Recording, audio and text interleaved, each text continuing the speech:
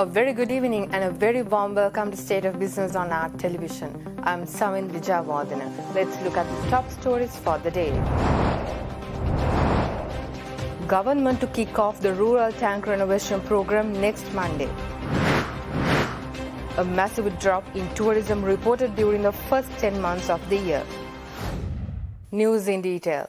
Cabinet of Ministers met yesterday had approved a proposal to recognize the Kithul-related production industry as a highly potential industry for earning foreign exchange. Accordingly, Kithul will be nominated as a main plantation crop in the country, and the government will also set up a Kithul Development Board. The Cabinet of Ministers approved the proposal submitted by the Minister of Plantation for nominating Kithul crop as a main plantation crop and for establishing of Kithul Development Board. Kithul-related production industry, which is endemic to Sri Lanka, is recognized as a highly potential industry for earning foreign exchange, while various actions have been taken to uplift the Kithul industry during the previous periods. Further, Cabinet also approved a proposal to go ahead with an accelerated 2-year program named Vadi Saubhagya in order to reactivate 5,000 rural small irrigation and drinking water systems. The project will be launched under the guidance of the Presidential Task Force for Economic Upheaval and Eradicating Poverty, with the objective of increasing the national food production. Accordingly, the Cabinet of Ministers has decided to commence the project of renovating the rural small reservoirs, dams, irrigation channel systems scattered throughout the island with the Independence Day celebration next year. Meanwhile, the government has also planned to construct the International Gem and Jewellery Trade Centre in Ratnapura. Cabinet ministers are aware of that it will invest the funds of National Gem and Jewellery Authority to enable sellers and buyers to avail all the services and facilities under one roof, such as independent quality testing services, laboratory services, and banks and export services. Accordingly, as the first phase of the project, it has been planned to construct a 5-story building with a floor area of 1,500 square feet at a cost of 365 million rupees on a 22-perch extended plot of land in Ratnapura. As some media reported that Maldives government, on a request from the government of Sri Lanka, is looking to assist Sri Lanka with the burial of the Sri Lankan Muslim COVID-19 victims, Cabinet spokesman Minister Kehelia Rambukwalla denied the statement and said that the government so far has not taken any such decision. Minister Rambukwalla also stressed that the appointment of an expert committee to look into the matter still stands. Has the government of Sri Lanka actually made that request to the Maldives to repatriate bodies of Sri Lankan Muslims who die of coronavirus to the Maldives? Well, actually made that request. To my knowledge, and as a cabinet spokesman, we have never discussed anything at the cabinet that sort. What we heard was that there was deputation made to the Prime Minister, and the Prime Minister has looked at it in a usual manner as the Prime Minister.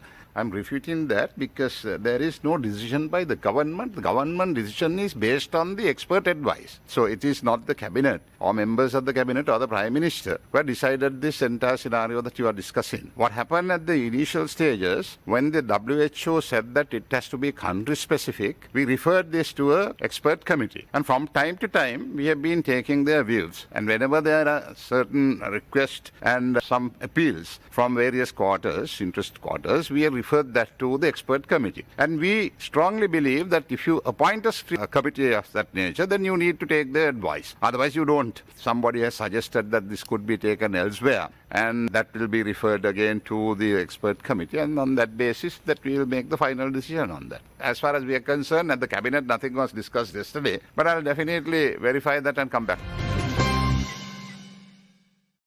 Sri Lanka Land Development Corporation announces that the program to renovate 14,000 rural tanks will be kicked off, with 2 rural tanks from Monragala and Badulla districts being renovated from next Monday.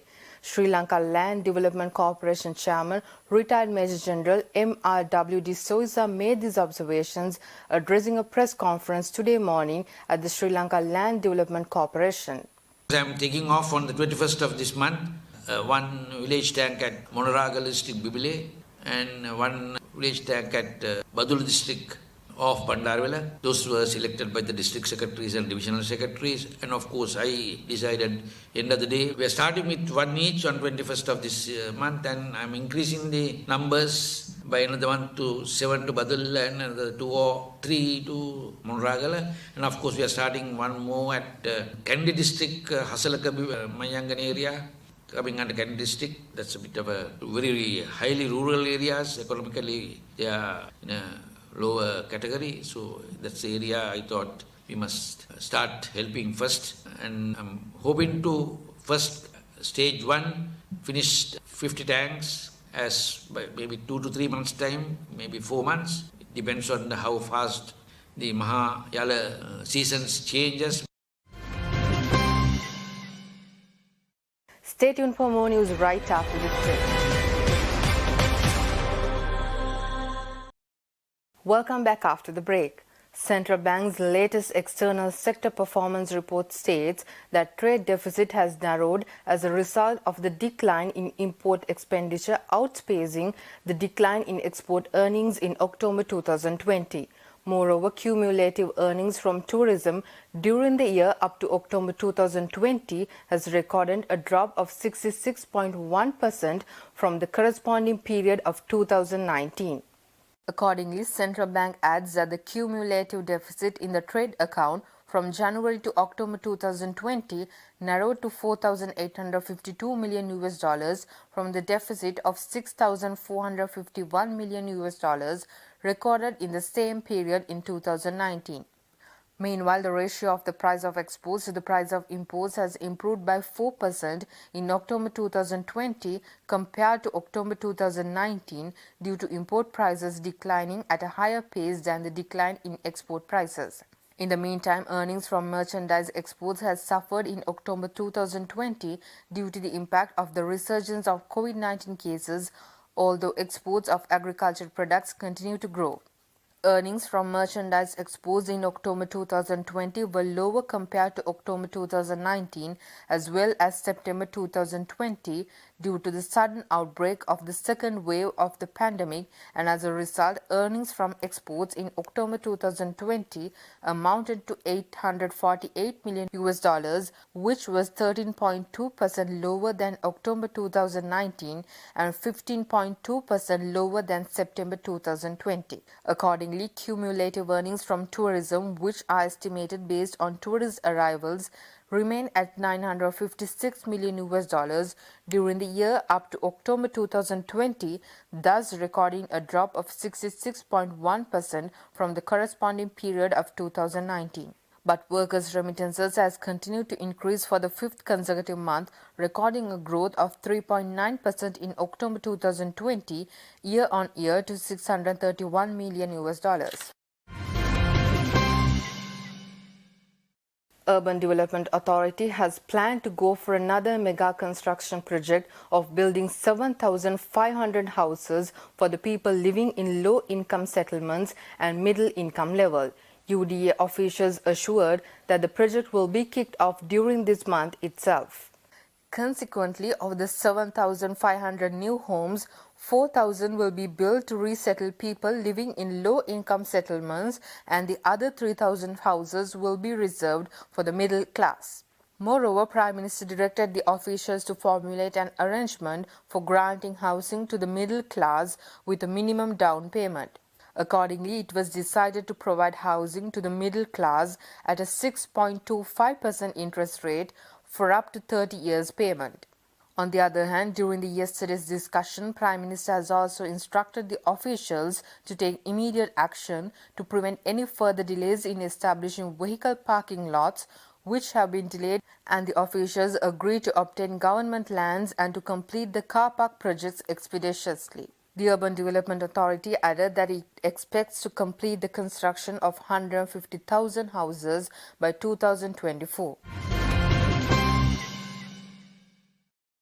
As a way of positioning the locally acclaimed products in the international market, the Ministry of Industries today launched the Made in Sri Lanka brand, which in the long run will provide direct access to the producer and buyer without the intermediaries. Addressing a media briefing in Colombo yesterday, Minister of Industries Vimal Veeravansa added that the products which are produced using 100% of local raw materials will be provided with a particular color, while the separate colors will be provided for those with 70% and 50% under Made in Sri Lanka franchise logo. Minister further noted that this procedure will be continued with the recommendations of a special committee. Also, madeinsrilanka.org website was launched, improving the direct contact between the buyer and the producer without the help of the intermediaries. Moreover, the Minister of Industries has taken steps to create a supply chain under the Made in Sri Lanka logo in the international market. Minister called upon the interested parties in the private sector to join hands with this endeavour. Moreover, this label was symbolically provided for 10 local entrepreneurs in an event held in Colombo today. Stay tuned for more news right after this break. Welcome back after the break. Trading at Colombo Stock Exchange ended on a negative note today. The all-share price index dropped 24.75 points to close at 6,631.89, and the S&P SL20 dropped 26.97 points to close at 2,607.87. Turnover was 2.5 billion rupees and over 221 million shares were traded.